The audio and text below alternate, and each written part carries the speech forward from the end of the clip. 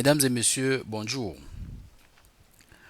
Comme à l'accoutumée, nous sommes ici sur la chaîne Éducation financière. Ici, nous parlons business, nous parlons éducation financière. Donc, si ces deux sujets vous intéressent, mesdames et messieurs, n'hésitez pas de vous abonner à la chaîne. Ainsi, vous ne manquerez aucune de nos prochaines vidéos. Aujourd'hui, nous allons partager avec vous quelques conseils, quelques précieux conseils que nous donne Jarma. Je pense que vous connaissez tous qui est Monsieur Jarma, c'est le patron de la prestigieuse entreprise Alibaba. Alors, j'ai découvert personnellement ces conseils et je les ai trouvés très instructifs et j'ai pris la résolution de les partager avec vous. Donc ensemble, nous allons les écouter. Il s'agit comme ça de 10 conseils et on va se retrouver derrière. Je vais vous donner le conseil qui m'a le plus marqué et puis en commentaire, vous nous ferez le plaisir de nous dire également le conseil qui vous a le plus marqué et vous nous donnerez la raison pour laquelle vous avez porté votre choix sur ce commentaire. Alors, top, c'est parti. Nous allons commencer par écouter le premier conseil. Ensuite, on va passer au deuxième. Le premier, c'est apprendre des erreurs des autres. Le second, c'est concentrez-vous sur la qualité et non la quantité. Je vous en prie, c'est 10 conseils. Si vous voulez suivre jusqu'au dixième conseil, restez jusqu'à la fin de la vidéo. Alors, nous écoutons Monsieur Jarma.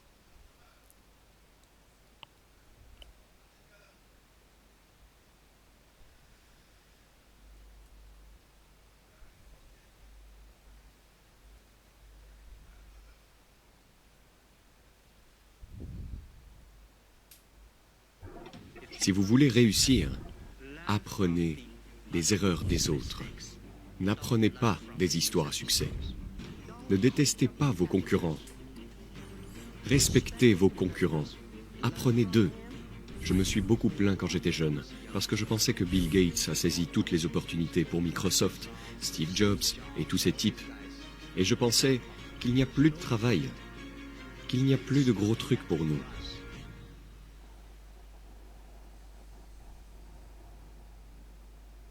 Très bien, commençons avec règle numéro 1, apprenez des erreurs des autres. Je pense que vous devez garder à l'esprit que si vous voulez réussir, vous devez apprendre des erreurs des autres et ne pas apprendre des histoires à succès. Les histoires réussies qu'ils font, n'écoutez pas ça. Il y a de nombreuses raisons à cela. Tout comme je me souviens de la première fois que la Harvard Business School est venue nous dire « Jack, nous voulons écrire une étude de cas pour vous. » En 2000. Ils sont venus, ils ont passé une semaine et ils ont rédigé un rapport. J'ai lu et j'ai dit « Mais ce n'est pas moi !» Et ils ont dit « C'est toi ?» Et j'ai dit « Non, ce n'est pas nous !» Et ils ont dit « C'est bien vous !» Alors ils m'ont fait signer le rapport. Et l'étude de cas a connu une audience et ils ont commencé à enseigner à toutes les universités. Les 5 années suivantes, ils m'ont invité à aller à l'étude des cas en me mettant toujours avec un concurrent de mon entreprise. Et après chaque étude de cas, Alibaba faisait faillite et cette entreprise réussirait. Tous les étudiants étaient d'accord. Et en fait, la réalité est que tous les 5 ans, tous les concurrents sont morts et c'est nous qui avons survécu. Alors comment pouvez-vous étudier ce genre d'étude de cas sur la réussite? Apprenez des erreurs des autres. Peu importe votre intelligence, vous ferez des erreurs. Vous apprenez des erreurs non pas parce que vous serez en mesure d'éviter les erreurs, mais pour que, quand ces erreurs, la souffrance surviennent, vous savez comment y faire face. Comment y faire face? Le livre que je vais écrire, si je peux, sera Alibaba 1001 erreurs. C'est la chose la plus précieuse de ma vie. Dans ma vie, ce n'est pas ce que nous avons accompli, c'est à quel point nous traversons les jours difficiles et faisons face aux erreurs. Et si vous commencez à y penser maintenant, vous serez bon. Règle numéro 2, concentrez-vous sur la qualité et non sur la taille et la quantité. Le siècle dernier, plus c'est gros, mieux c'est. Ce siècle, plus c'est de qualité, mieux c'est. Faites les affaires. Ce n'est pas nécessairement parce que vous votre entreprise est grande de taille, que vous faites plus de profit. Jack, vous croyez vraiment ça? Je crois que oui. Vous savez, nous avons une fortune de 500 entreprises que vous jugez en raison de leur taille. Combien d'entre elles sont vraiment heureux? Combien d'entre elles en profitent? Non. Les petites entreprises, elles sont très rentables. Ceux qui y travaillent sont très heureux, car ils peuvent passer du temps avec leurs femmes, leurs maris et leurs enfants, et continuer à travailler. Et c'est ça la vie. Règle numéro 3, soyez le premier. N'essayez pas d'être le meilleur. Soyez le premier. Soyez le premier à apporter le changement. Soyez le premier à relever le défi. Soyez le premier à surmonter les difficultés. Car pour être la meilleure personne, il n'y a qu'un seul champion olympique. Je ne pense pas avoir la chance de l'être, mais je peux toujours essayer de nouvelles choses et ne pas abandonner. Croyez-le parce que vous êtes si unique, tout le monde est unique. Être soi-même est toujours la clé. Règle numéro 4, préparez l'avenir. Des gens comme moi, je suis né dans une famille très pauvre. Je n'ai jamais eu une bonne éducation. J'ai échoué à tous les examens. Pour quelle raison, je ne sais pas. Mais plus tard, je me suis rendu compte que je n'ai pas d'argent, je n'ai pas la connaissance, je n'ai pas beaucoup de bons antécédents, comme dans les cas où par exemple vous avez un oncle riche ou quelque chose comme ça, non. La seule chose que je peux présenter aux jeunes, c'est de concourir pour 10 ans plus tard. Voici ce que je crois qui se produira 10 ans plus tard. Donc tout ce que je fais pour atteindre cet objectif, je le fais avec une marge en avant de 10 ans plus tard, tout en sachant que cela va arriver. Alors je me prépare, car je sais que si je suis juste à court terme sur le mois prochain, aucune chance. C'est ainsi que mon message est un défi, mais c'est une opportunité. Et c'est l'opportunité pour les gens comme nous. Dans ce monde, le plus difficile est de convaincre les gens qui réussissent. Dites-lui par exemple, c'est une belle opportunité. Il dira, nanana, ou oublie ça. Je fais cela depuis 30 ans. Mais pour des gens comme nous recherchons des opportunités pour survivre. Nous ferons donc tout pour être créatifs. Voilà donc le message. 30 ans, c'est une opportunité pour nous. C'est un défi pour les personnes de 60 ans. S'ils ont 60 ans, pas de discrimination. Et c'est dur pour eux. Règle numéro 5, respectez vos concurrents. Quel est votre concurrent le plus dangereux? Est-ce Amazon ou est-ce Tencent? Les gens pensent toujours à nous comparer à Amazon. Amazon est une entreprise formidable que je respecte. Je les ai vus de tout petits à si grands. Et je pense qu'ils continueront de grandir. Mais nous sommes différents. Amazon est une entreprise de e-commerce. Nous ne sommes pas une entreprise de e-commerce. Nous permettons à d'autres personnes de faire du e-commerce. Nous voulons nous assurer que tout le monde peut être Amazon.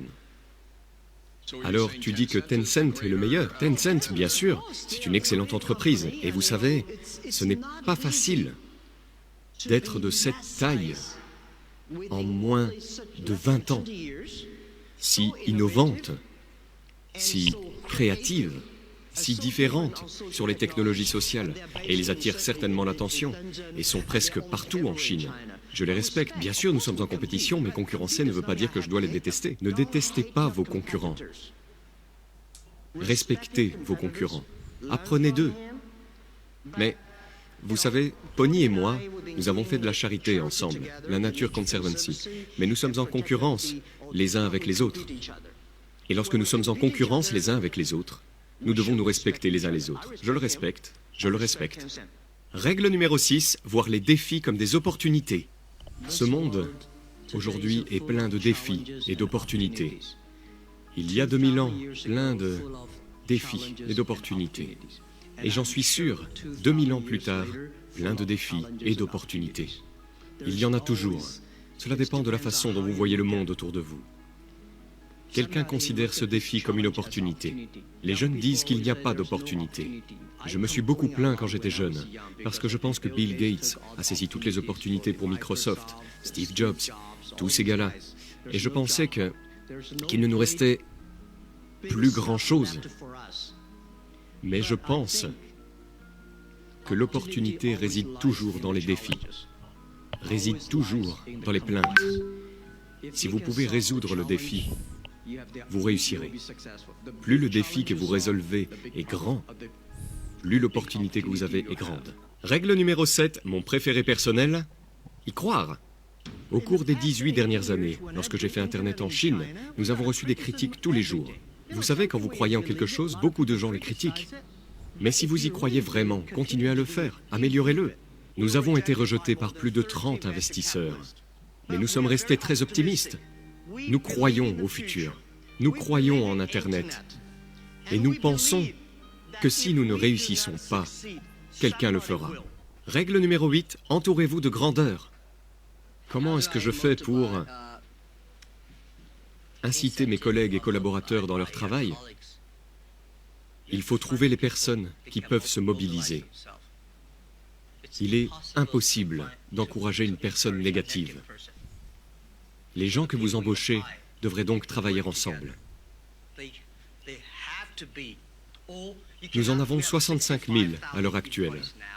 Vous ne pouvez pas embaucher tous ceux qui sont positifs, mais au moins les gens qui travaillent avec moi, mon leadership de gestion dans plusieurs domaines, doivent être positifs. Ils doivent savoir motiver les autres, car je ne peux pas motiver tout le monde et assurer une transmission de la culture de l'entreprise. Je pense que ce serait très douloureux pour moi de parler à mon vice-président, qui aurait besoin d'être motivé et mobilisé à chaque fois. Cela ne fonctionnera pas. S'il ne sait pas comment motiver ou mobiliser ses collaborateurs, je ne pense pas qu'il mérite d'être le vice-président. Il devrait être plutôt un bon ingénieur, un bon designer, mais pas un bon leader. Un bon leader doit savoir comment motiver les autres, mais pas seulement avec l'argent. La plupart des gens sont motivés dans leur travail et s'y donnent à fond, pas parce que vous leur donnez beaucoup d'argent. Vous donnez le respect, la confiance, l'appréciation. Et prenez en compte leur point de vue. Quand il s'agit de mes réunions internes, vous seriez choqués. Nous ne sommes pas comme beaucoup d'autres entreprises chinoises où le patron dit et tout le monde écoute pour prendre des notes et sort par la suite. Nous sommes comme une salle de guerre. Nous prenons une décision en fonction de la voix la plus forte. À nos débuts, nous faisons toujours les échanges d'idées, les discussions, puis faisons en sorte que tout le monde parle. C'est aussi un moyen de mobilisation et d'incitation. Il existe de nombreuses façons, et différentes personnes ont une manière différente. Incitative. Règle numéro 9, vivre en bonne santé. Je pense que la vie est un voyage. Vous venez dans ce monde pour profiter de la vie, pour être plus heureux et en meilleure santé. Donc, le jour où vous quittez ce monde, vous devez vous dire que j'ai été heureux dans ma vie, que j'ai été en bonne santé dans cette vie. Car si vous n'êtes pas en bonne santé, vous ne serez jamais heureux. Je crois donc que le bonheur et la santé sont les choses que les êtres humains recherchent toujours. Et je pense que dans les 30 prochaines années, à cause de la technologie, les sciences de la vie vont beaucoup changer. Les gens vivront plus longtemps. Mais vivre plus longtemps ne signifie pas nécessairement vivre en meilleure santé. Donc si vous n'êtes pas en bonne santé, comment pouvez-vous être heureux? Et si vous vivez plus longtemps et que vous n'êtes pas heureux, pourquoi vivez-vous alors? Et la règle numéro 10, amusez-vous.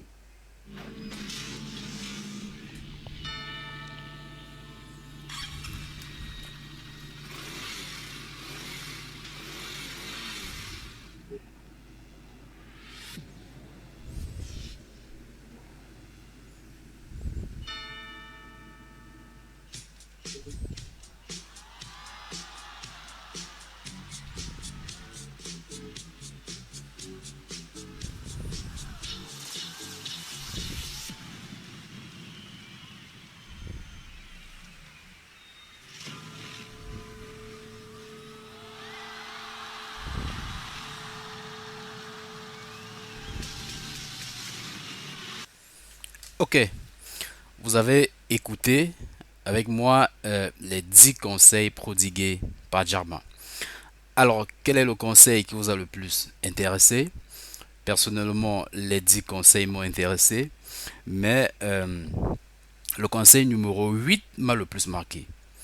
Entourez-vous des grandeurs. Il a dit quelque chose de formidable, quelque chose de fantastique, que dans ces entreprises, pendant les réunions, ils ne font pas comme les autres patrons en Chine, là où le patron parle et les autres prennent des notes. Non, que pendant des réunions, c'est une sorte de brainstorming où les problèmes posés sont discutés, sont échangés, chacun apporte ses idées et au final, on retient la voix la plus forte, c'est-à-dire qu'on retient les idées des gens qui ont été les plus pertinentes. Donc, voilà quelque chose d'assez formidable. C'est quelque chose, mesdames et messieurs, qui peut nous permettre de faire grandir nos projets, qui peut nous permettre de mûrir nos projets parce que beaucoup de gens pensent que motiver les collaborateurs ne se fait uniquement qu'avec de l'argent. Pourtant, c'est très faux. Reconnaître un travail bien fait, c'est une forme de motivation. Reconnaître que les gens contribuent efficacement au développement de l'entreprise, c'est une grande motivation. Dire merci pour un travail bien accompli est une forme de motivation. Donc, je pense que ce conseil, c'est un conseil qui m'a beaucoup marqué. Je vous invite aussi à suivre l'ensemble de ces 10 conseils et de nous dire en commentaire le conseil qui vous a le plus marqué, qui vous a le plus marqué. Il y a aussi le premier conseil qu'il a dit, apprendre des erreurs des autres.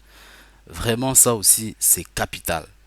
Il a précisé, vous n'apprenez pas des erreurs des autres parce que vous ne ferez pas d'erreur. Non, vous apprenez des erreurs des autres parce que bien évidemment, ça peut vous permettre d'éviter certaines erreurs, mais tout au moins, lorsque vous ferez d'erreurs, vous saurez rapidement comment réagir face à cette erreur-là. Donc vraiment, mesdames et messieurs, voici ce que je tenais à partager avec vous. Nous sommes là pour bâtir une communauté de personnes financièrement libres. Nous sommes là pour bâtir une communauté de personnes qui ont pour rêve de devenir entrepreneurs. Nous sommes là pour bâtir une communauté de personnes qui doit s'exprimer, qui doit exprimer son potentiel afin que l'argent en réalité ne soit plus un problème dans leur vie. Merci encore une fois de plus de rester scotché à la chaîne. Merci de nous laisser vos avis en commentaire et nous nous ferons le plaisir de toujours vous répondre quand cela est nécessaire. Mesdames et messieurs, passez une agréable journée et à très bientôt pour une prochaine vidéo.